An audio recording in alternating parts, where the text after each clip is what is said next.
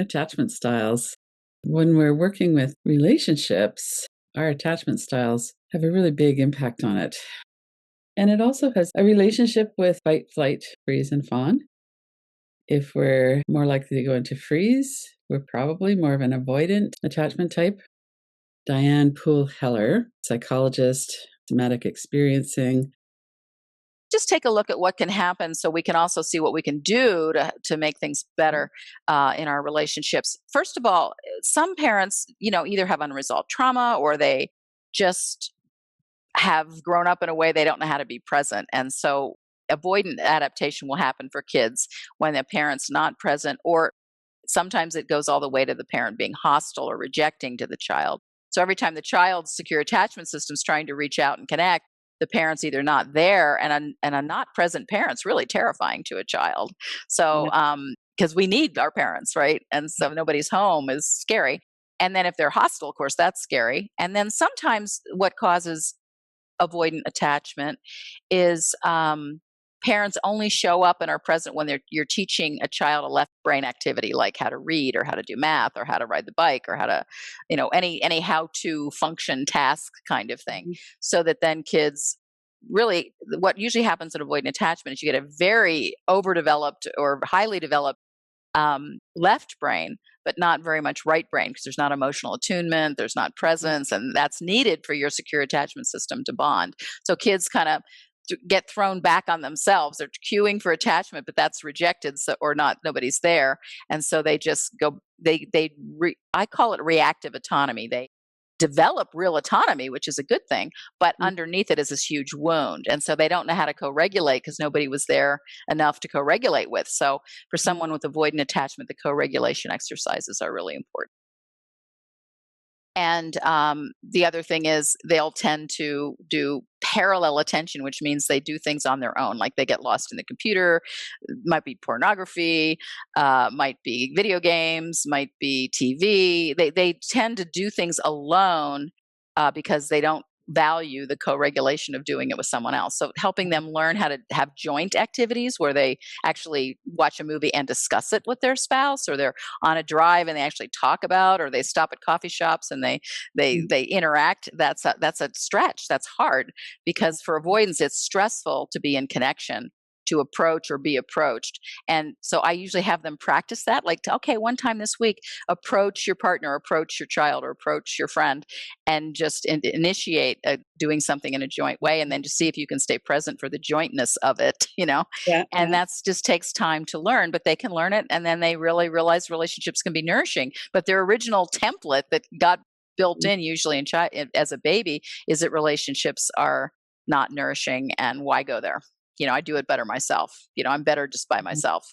And so you're trying to shift that. And when you ask them to resource, they'll resource around trees and the sky and music and art, but they don't include people. So you're just gradually trying to help them include people as resources, because in their experience, and it doesn't mean they don't like people or they don't want connections. I have a pet peeve about that, because a lot of attachment writers say avoidant people don't want a connection. They do, like anybody else. They have secure attachment as a primary attachment system like anyone else. It's just that their adaptation is to shut the attachment system down.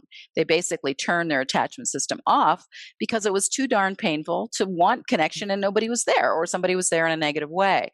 So understanding that, and then helping people be very courageous to feel their initial longing to connect that comes from secure attachment.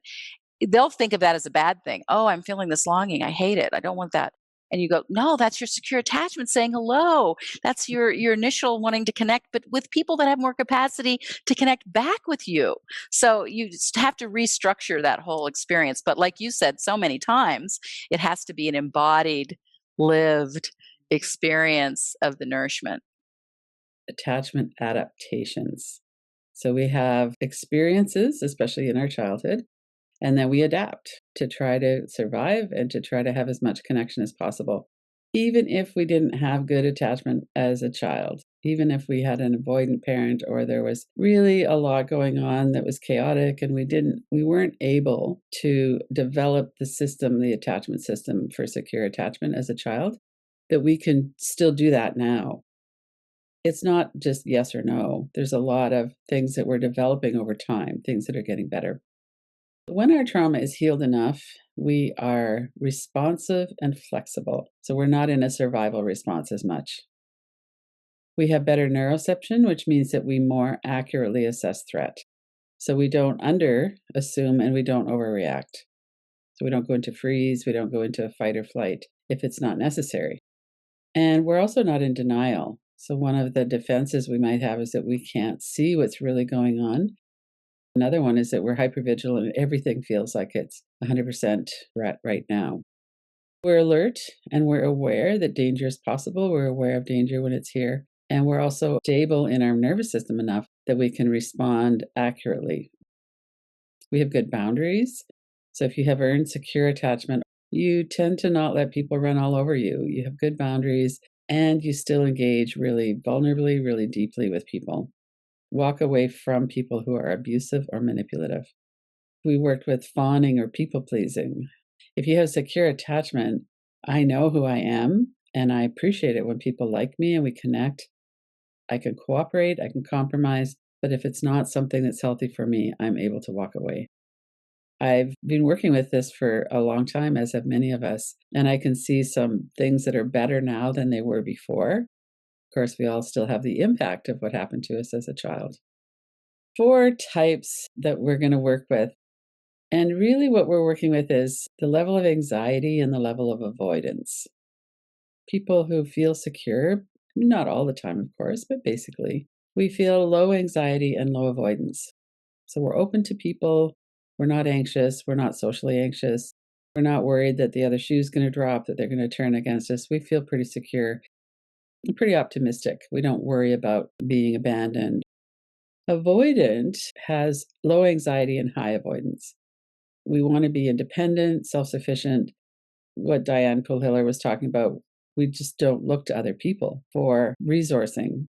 We turn towards ourselves because that's where we were able to function before. And we're not worried about it.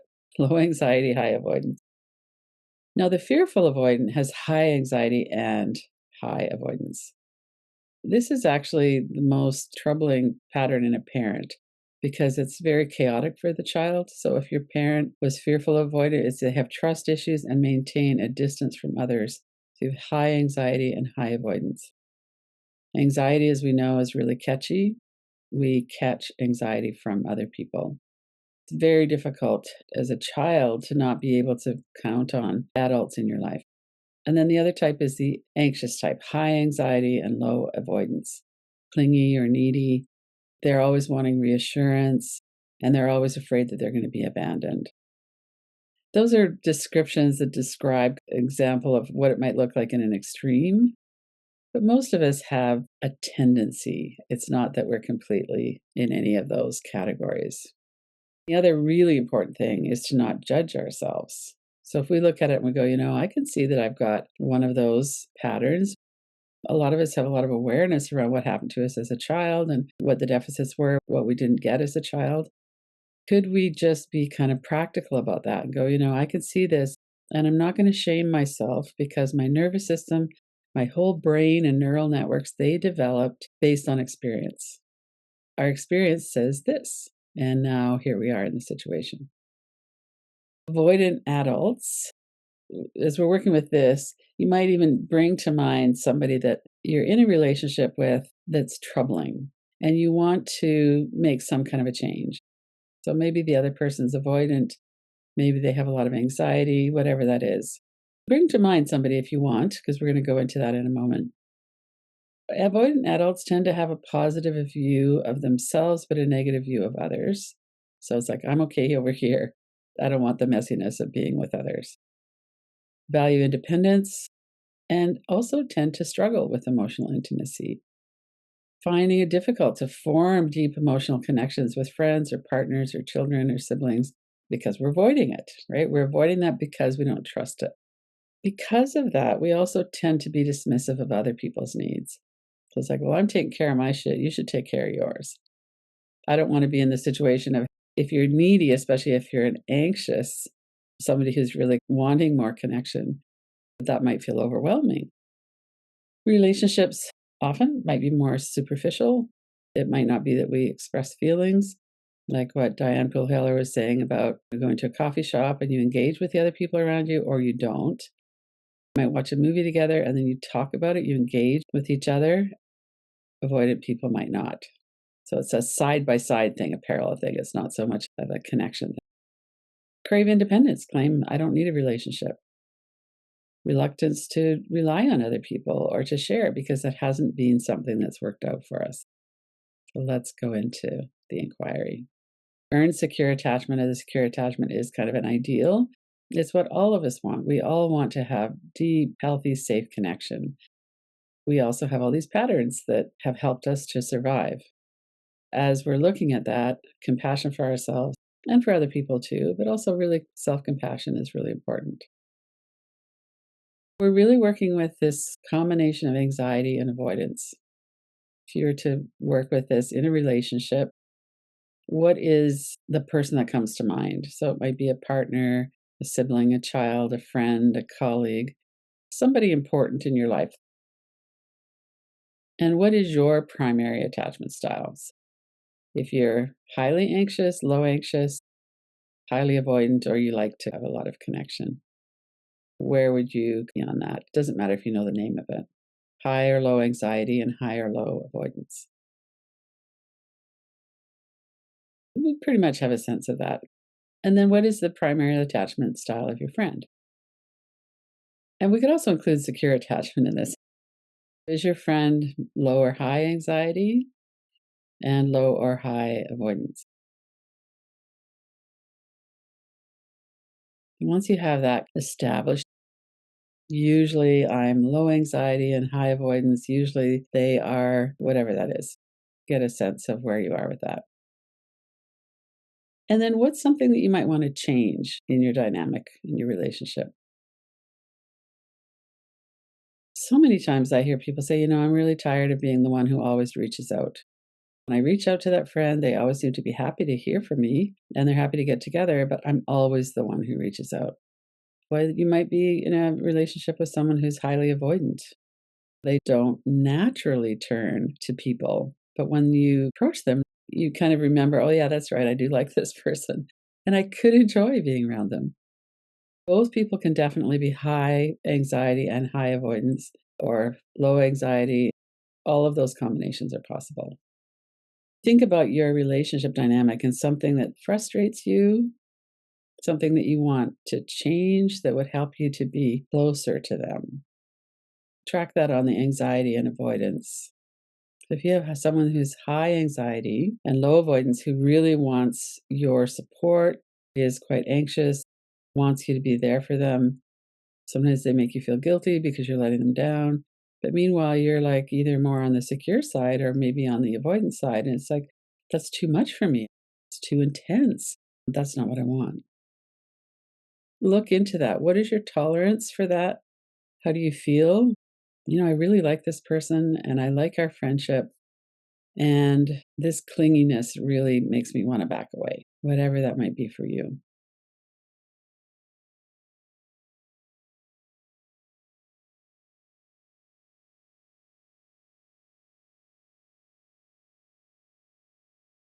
In terms of our attachment style, we tend to have a home base.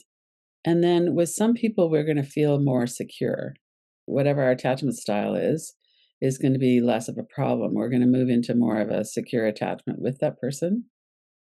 Somebody's really steady and grounded, and over time you've developed experience with them that they're not going to let you down. They're always going to be there. They're not always going to be like multiple reassurance, but just the fact that they're there, they're steady, they're interested might help you to lower your anxiety. So then you might move from being kind of a highly anxious person to a lower anxiety. And then the relationship does shift a little bit. It feels more secure.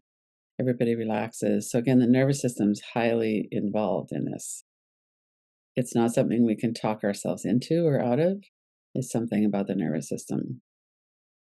How disturbed are you by this mismatch in your attachment styles? Is this something that's getting to be a deal breaker? Is it something that's like, I get it that this is what's going on, and I see that they're doing things that are helping with their anxiety. Something's going to come up and they're going to flare a little bit, but I'm okay with it. And other times it's like, that person's not doing anything to help themselves. I can't tolerate this anymore. How are you going to also get out of it? Are you going to have a discussion? Are you going to avoid them? There's a lot of different ways that we can deal with this. Notice what you're feeling in your body. Maybe take a few breaths. And how do you emotionally regulate when they're either avoiding you or suffocating you? When the level of attachment is not what you prefer. One of the ways we do that is we breathe. In other ways, we understand our nervous system and theirs. This information is really helpful. And over time, we can really work with it. Then how are we going to address this? We might have a lot of appreciation for them, even though something about this is difficult. Maybe they really like to get into it and share a lot. And we're like, I don't know how comfortable I am with that. But then we also feel drawn towards them. Like, here's somebody who's really interested in me and would like to know more about me. And I recognize that I kind of hold back. There's a lot of nuance in here. So, what do you appreciate about them, even if it's a little uncomfortable for you? Is there an interest in maybe having a conversation and saying, I've been realizing that I have kind of a high avoidance attachment style. This is kind of how it's playing out. And this is what I see maybe as ways that we really mesh well together and ways that are a bit more hard for me. Can we talk about that? And maybe we could help each other. Take a couple of minutes on that. Is there something that you could be inspired to work together on? Developing earned, secure attachment happens through our experiences and it happens over time and in relationships. So maybe that's something that you could help each other with, do together.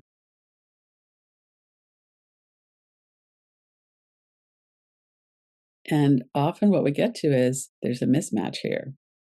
They want something completely different than I do. Then we go back to that question of what's my tolerance for that? And is it a deal breaker? Is it something that we could work on? Is it something I could let go of? I really like it if people try to get a hold of me and that's just not that person's style. I've talked to them about it. I'm going to just not take it personally. I know that they're happy when I call. Or maybe it's like, no, that's not okay with me. All of these different nuances of the relationship are something that we can look at. It's true, often people don't have the capacity to make a change. When we're in a relationship with someone, if they've always been this certain way, why do we think that they're going to change? It's not that likely. Change is hard, especially in something this deeply conditioned from childhood. Maybe we need to move that relationship into a different level of importance in our life. Maybe we need to do some personal work. There's all kinds of things that we might do, but we need to be realistic. With people with earned secure attachment, they don't keep trying something that's not going to work. If somebody is emotionally unavailable and we want to be in emotional connection, there are a lot of other people. Look to other people for that, what we need that we can't get from there. Not to get too harsh about this and go, it has to be a perfect match, because obviously it doesn't. But how can we work with that? And with these inquiries, part of it is we're listening to our body. Partly with this short 15 or 20 minutes, we're just kind of poking the bear a little in a sense of looking, what is it that I'm thinking about this? What do I feel? And it's meant to stimulate some further, maybe journaling or looking at it or conversations or something like that, so that we can look into the situation more. So take a breath and notice how you feel. There might be lots going on in your mind.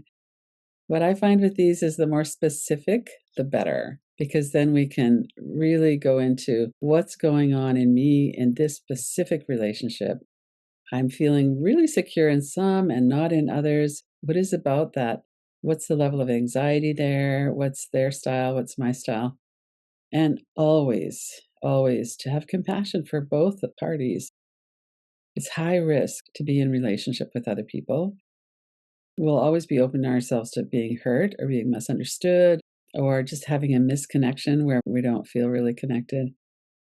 And so, how can we be as conscious and aware of this as we can and improve our situation as much as possible with our insecure attachment?